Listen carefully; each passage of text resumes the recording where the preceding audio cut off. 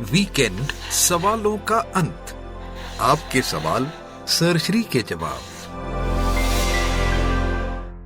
मानव के मृत्यु के बाद उसका श्राद्ध हम लोग करते हैं, वह करना चाहिए या नहीं, वह मान्यता है क्या?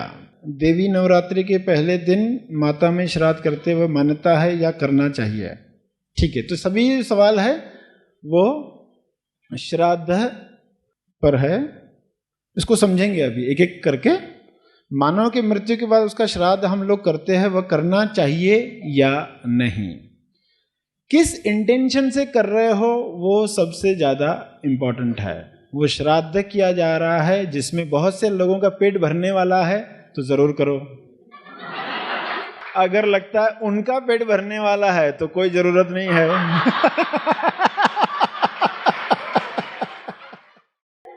क्योंकि जो गुजर चुके हैं वो पेट से मुक्त हो चुके हैं।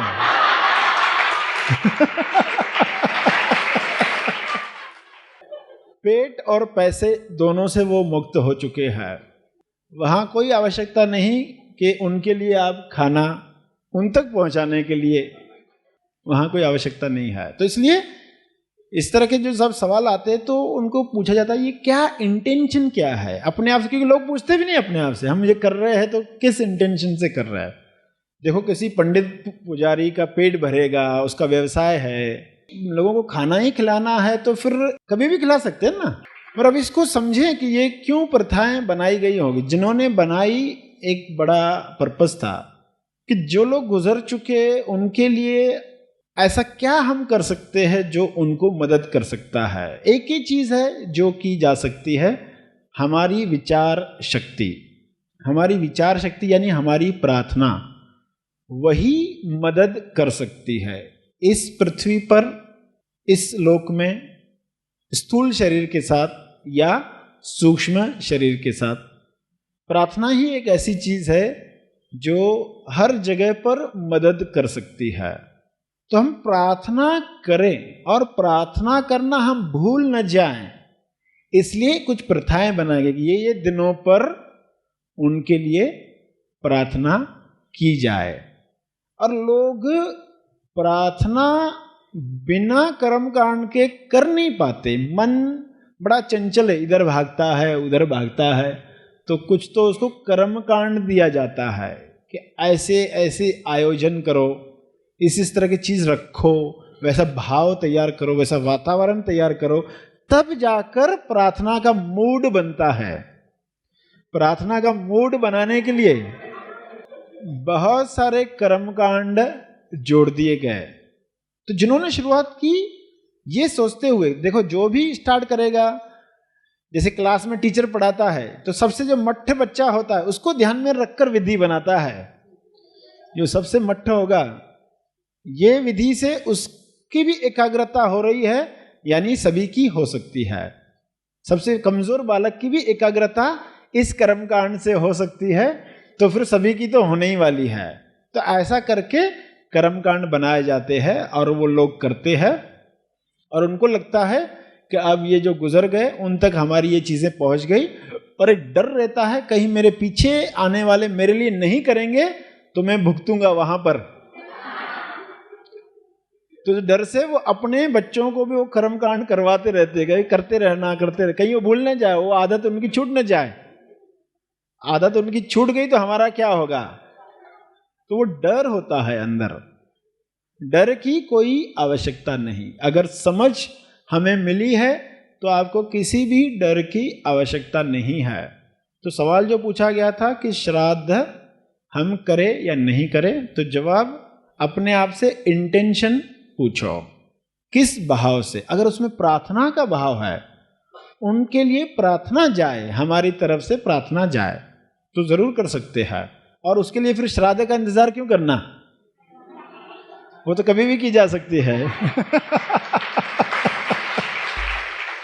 और पंडित पुरोहित उन्होंने उस तरह का काम हाथ में लिया जब शुरुआत हुई, तो कोई तो ऐसा समाज का अंग हो जो लोगों को याद दिलाता रहे ये प्रार्थनाएं करो।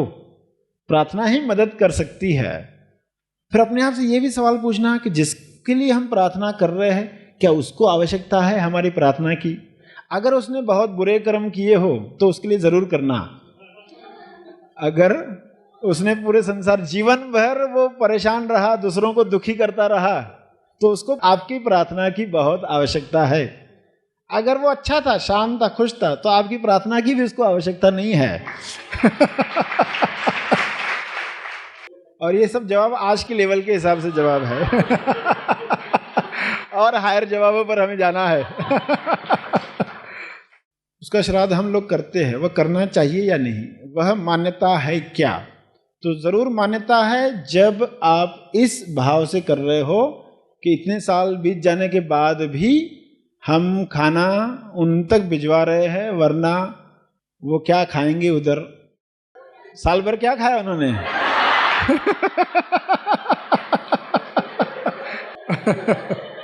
तो अच्छे काम किए हैं तो कोई आवश्यकता है ही नहीं, कोई भी दिक्कत है ही नहीं। अगर कुछ बुरे काम करके ही वो इंसान गया है तो उसके लिए प्रार्थना जरूर की जाए कि उसे सही मार्गदर्शन देने वाले मिले। जैसे इस पृथ्वी पर लोग पैदा होते तो कोई किस हॉस्पिटल में, कोई किस हॉस्पिटल में, अलग अलग हॉस्पिटल्स में पैदा होते हैं ना। तो किसी हॉस्पिटल में जो डॉक्टर्स होते हैं, एक्सपर्ट्स होते, अच्छे डॉक्टरों के हाथों में वो बच्चा पैदा होता है। तो हम यही प्रार्थना करें कि अच्छे हॉस्पिटल में वो आगे का कंटिन्यू करे।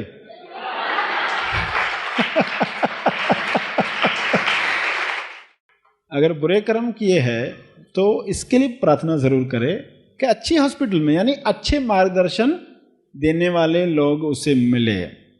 जैसे यहाँ पैदा होते ही सब सुविधाएं बच्चे के लिए बनाई जाती है, वैसे वहाँ पर भी सूक्ष्म शरीर की यात्रा में तुरंत वहाँ मार्गदर्शन देने वाले लोग मिलते हैं। मगर वो किसकी सुनेगा? देखो, आप कहीं पर गए और 4 लोग आपको तुरंत खड़े हो गए नक्शा लेकर। जैसे आप जाते ना टूरिस्ट बनकर कहीं जाते हो, तो ये गाइड आता है, वो गाइड आता है, 4 गाइड आ गए, अरे मेरे साथ चलो, मेरे साथ चलो, मेरे साथ चलो। फिर आप क्या करते हो? आपको चुनना होता ना। फिर जो गाइड घुमा फिरा कर बता रहा है कुछ ऐसा, कुछ जो आपको पसंद आता है, तो आप वही गाइड ले लेते हो। तो जिसकी जितनी उच्च समझ होगी वो वैसा ही गाइड चुनने वाला है। इसलिए यहाँ की अंडरस्टैंडिंग सबसे ज्यादा मुख्य मानी गई है। यहाँ अंडरस्टैंडिंग का कर्म हुआ वही काम में आने वाला, कोई पैसा काम में नहीं आता, कोई भी पैसा काम में नहीं आता। यहाँ पर तो पैसा ही काम में आता है। यहाँ अगर आप अमेरिका जाना है तो पैसा काम में आता है, नहीं है पैसा तो आप अमेरिका नहीं जा सकते। बहुत सारे स्थान है, यहाँ जाना है, वहाँ जाना है, कहीं पैसा खिलाकर आप पहुँच जाते हो, मगर वहाँ पैसा खिलाने वाली बात ही नहीं है।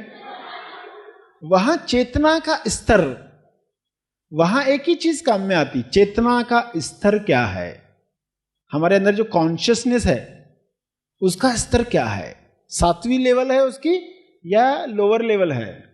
जब लोअर लेवल की चेतना होती है तो आप उन्हीं इलाकों में अलाउड हो, दूसरे इलाके में अलाउड नहीं है। पैसा खिलाकर हम उधर घुस जाएंगे ऐसा नहीं चलता। वहां आपकी समझ ही आपका पासपोर्ट है, समझ ही पासपोर्ट है। फिर लिखा है, मन डायरी में लिखा है, मानव का सूक्ष्म जीव कुछ दिन जीवित रहता है, वह कितने दिनों तक रहता है? तो मन तो चाहता है कितने दिनों तक, तो दिन भौतिक शरीर के साथ होते हैं, सूक्ष्म शरीर के साथ दिनों का हिसाब नहीं होता। जैसे हमारे यहाँ 24 घंटे का हिसाब किताब क्यों है? क्योंकि भौतिक शरीर है। आज घर से यहाँ तक आए तो 2 घंटे लगे, क्योंकि शरीर की रुकावट है ना, शरीर की वजह से। ये अगर स्थूल शरीर नहीं होता तो आप बहुत आसानी से पहुंच गए होते, 1 सेकंड में पहुंच गए होते।